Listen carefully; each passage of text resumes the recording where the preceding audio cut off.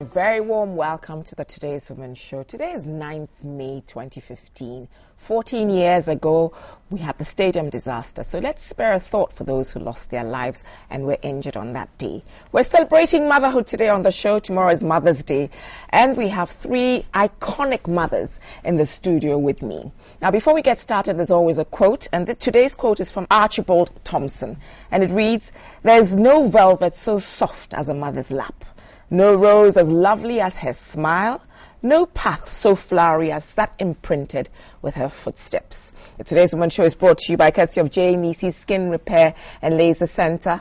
Cousin's Baby. For every baby, there's a cousin's baby. And for today, we have Woudine, le créateur. Please stay with us. We'll be right back.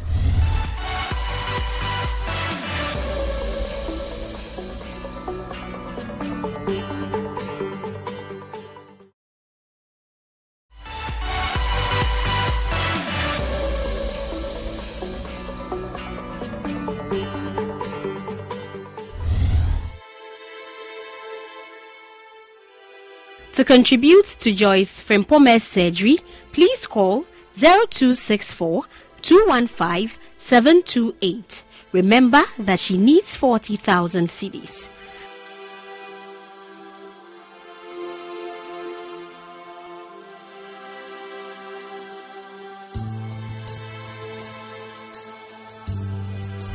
Welcome back to today's Women's Show. Today we're celebrating motherhood in the studio, and I've got three lovely women, three women who are dynamic, three women who are real mothers.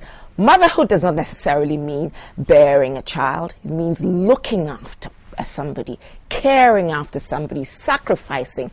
And these three women have all these attributes. Now, I want to read, before I introduce my first guest, I want to read a conversation between a baby and God. And then my first guest is the Very Rev.Helena Opuku-Sarkordie, who is going to tell us from the biblical point of view what motherhood is. Now, the conversation between a baby and God is, a baby asks God, "They tell me you're sending me to earth tomorrow. But how am I going to live there being so small and helpless?" "Your angel will be waiting for you, and will take care of you," God said. The child further inquired, "But tell me, here in heaven I don't have to do anything but sing and smile and be happy." God said, "Your angel will sing for you and will also smile for you, and you will feel your angel's love and be very happy." Again the child asked, "And how am I going to be able to understand when people talk to me if I don't know the language?" God said, "Your angel will tell you the most beautiful and sweet words you'll ever hear. And with much patience and care, your angel will teach you how to speak." "And what am I going to do when I want to talk to you?" God said, "Your angel will place your hands together and will teach you how to pray." "Who will protect me?" God said. "Your angel will defend you even if it means risking her own life." "But I will always be sad because I will not see you anymore." God said, "Your angel will always talk to you about me and will teach you the way to come back to me, even though I will always be next to you." At that moment, there was much peace in heaven, but the voices from earth could be heard, and the child hurriedly asked God, "God, if I am to leave now, please tell me my angel's name." And God said, "You will simply call her Mom." Welcome to the show, Helena. Thank you. And happy Mother's Day. Happy Mother's Day to you in advance. Thanks for having me here. It's always a pleasure to also have you celebrate me. I feel so honored, honestly. We know those who are doing their bit, and we are also privileged to be able to honor you. Now, you just heard my little conversation between the baby and God. What does motherhood mean to you? And do you think we, the mothers, are doing what we should be doing? Well, thank you again. I looked at somebody's definition. It's not my definition. And I liked it so much, so I thought, why don't I share this definition? And the person says, mothering is the highest, holiest service assumed by humankind.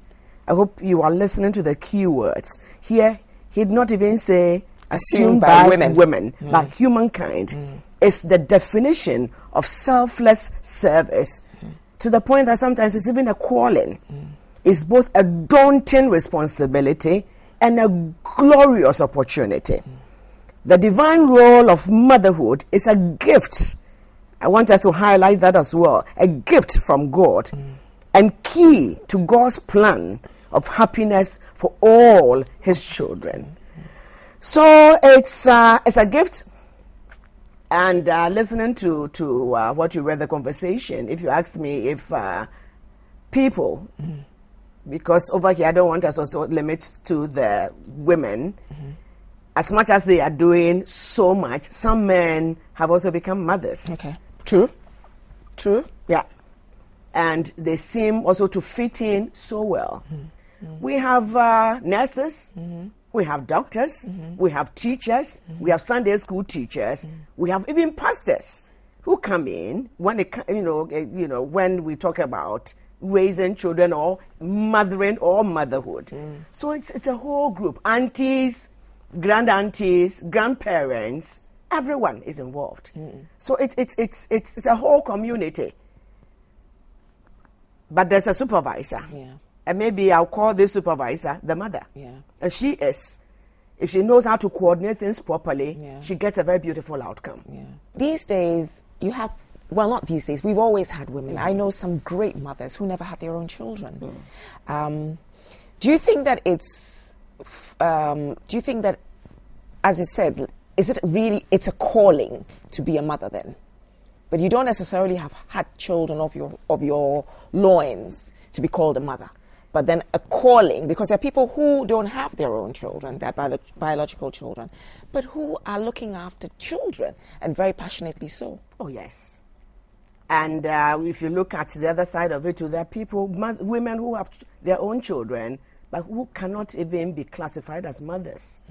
If you were to look at it critically, they just don't care. There are some mothers who can, even give alcoholic beverages to their children so they will fall asleep for them to go to the parties and to go out and have fun. And there are some who never carried, but who have raised so many children they can't even count them. They pay their fees, they pick them up even when they are babies and nobody seems to care. I brought that sort of thing because I know you're one such person. Yes. One who has many children. Many children who you're looking after, who you're raising. How does that feel for you, knowing that they're not yours? Does it stop you from wanting to do something, or you just feel, is it because, let me phrase it differently, is it because you're a member of the clergy that it comes naturally to you? I think human beings are the best, should I use the word thin here? God has blessed us so much. If you have a lot of human beings in your life, you should count yourself blessed. Because nobody is an island, and God created us for community. If you are blessed to have people even come to you, smile at you, who need you, the sense of being needed in itself in life, I think is the most fulfilling thing. Because there are people who have what it takes. They have so much money, but they are not open enough for anybody even to approach them. You can't even go to them to ask them for anything. And I think that is the loneliest life. If you are living a life and you're not reaching out to anybody at all, and it's just about you or the closest people that you know, be they your own children or family, then you are missing out. But what led you to this calling to do the work of God? I don't know. It's a call. When did you hear the call? Oh, it's way back, as far back as I think when I finished secondary school. I felt this call to be in ministry when I didn't even understand what it was all about. I sought counseling. I spoke with a whole lot of people. I started with my mom anyway. Mothers, wherever she is now, I celebrate my mom. I miss her so much. I lost her almost 2 years ago. And I didn't know that losing a mom is this difficult. Trust me. You were very close to her. Oh, yeah. And it's not her departure alone. Sometimes I sit back and ask myself, was there anything that I should have done which I didn't do, even though I know I did so much, all that, needed to be done.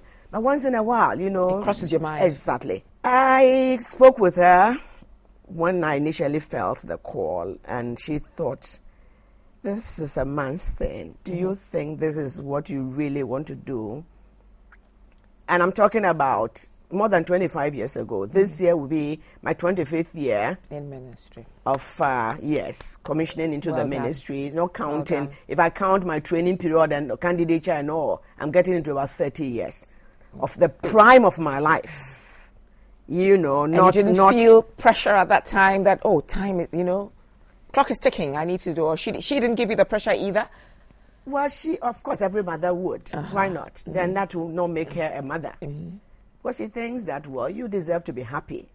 And when they say you deserve to be happy, you know what that means. They don't need to break it down to any level. You know what that means. To them, happiness means having your own man with you, and having your children around you, somebody to take care of you. Isn't that what the cycle of life is? Basically, you're born, you go to school, yes, you meet somebody, you marry, you have children, Prince comes along. You have children, and then you die. Literally, it's a cycle of life. Okay, it's a cycle of life. We don't talk about the death aspect. Well, it is. It wants to come. Yeah. We think more of the fact that you have a child, like as parents.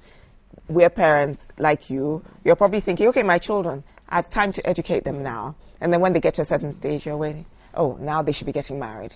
And then the grandchildren should be coming along. And then they should be doing something gainfully. And then hopefully you go on before they do. And when the grandchildren are not coming, that is when we put a lot of pressure. Someone will look, give me my grandchild. And to the point that sometimes they even push the men away to go and try elsewhere to have children with other women because they think the woman staying with them can never give them children. Now, some of these pressures, they come from OPA. They come from there's family pressure. I think to a certain extent, don't you think that the church also gives a bit of pressure? Society gives, the family, society, the church has a part to play. Well, the people in the church are the same people in the society. Okay. And as much as we would wish that when they come in there, because they are in Christ, at least a whole lot of things will change. There will be some transformation, the way they think, the way they behave. A lot of them still carry the baggage inside. And you see attitudes. Sometimes you see attitudes, and if you are very, very observant, you may have to step in at some point to tell some women, listen, enough is enough. Have you used your position to encourage women? Because you see, you have a calling, and you have a sense, a level of spirituality that I probably don't have.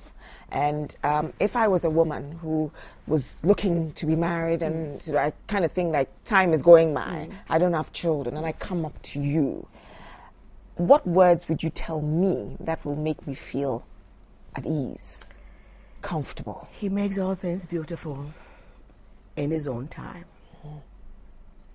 And that is what we don't have the patience for. We tend to always want to run ahead of God. And in running ahead of him, sometimes we end up in some terrible, terrible relationships. We end up in misery. Who are your role models as mothers, apart from your mother, your dear mother? Oh, I'm glad that you said apart from my mother. Who are my role models? I think I have fantastic women in my church. I mean, talking about the church as a whole. Some fantastic women in the society who have raised beautiful children. Yes. We have a surprise for you. You do? We do. Wow.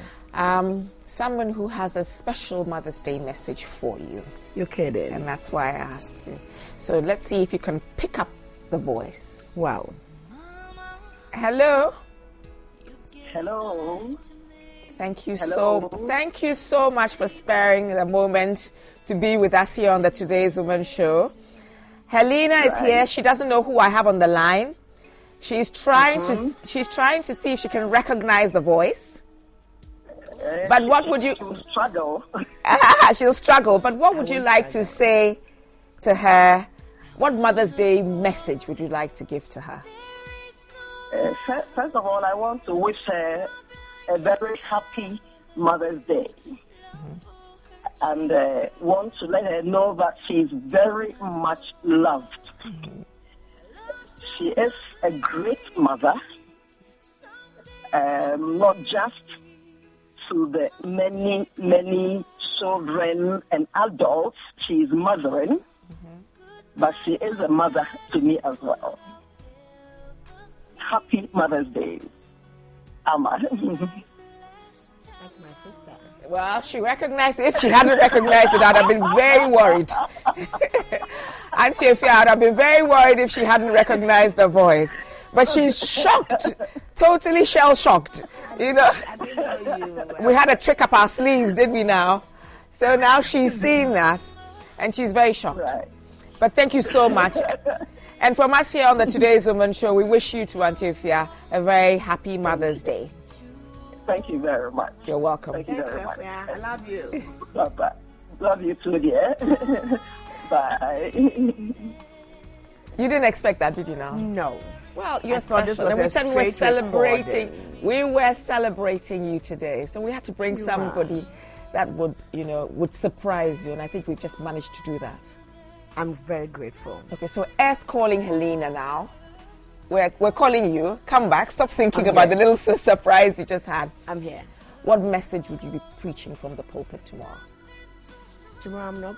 You mean to? Yeah, I'm not preaching. Tomorrow.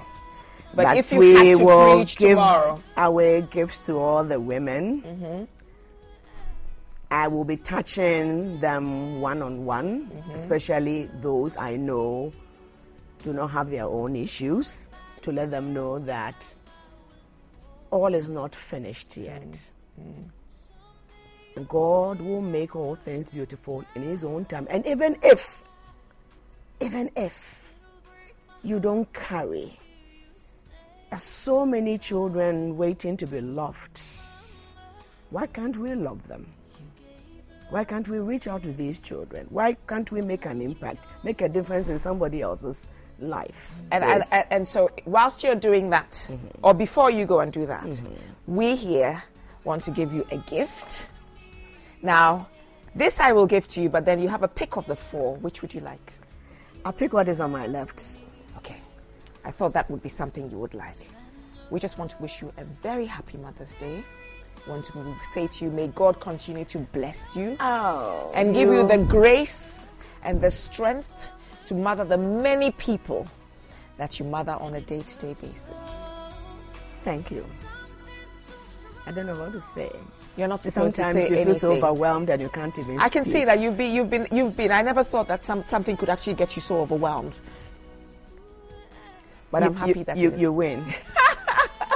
And happy Mother's Day Humbly. to you. Thank you very much. And to all the beautiful women out there who are doing so much for mankind. Yes. For mankind. Especially those who don't have their own, those in the orphanages, the stepmothers who are doing so much, and sometimes they are so despised, even by the children they are investing so much into. Yes. They should keep at it. It's a ministry. And God Himself will be their reward. Yes. Thank you so much for having me here. Thank you too for coming. I'm greatly grateful. honored and grateful as well. As we are too. Thank you.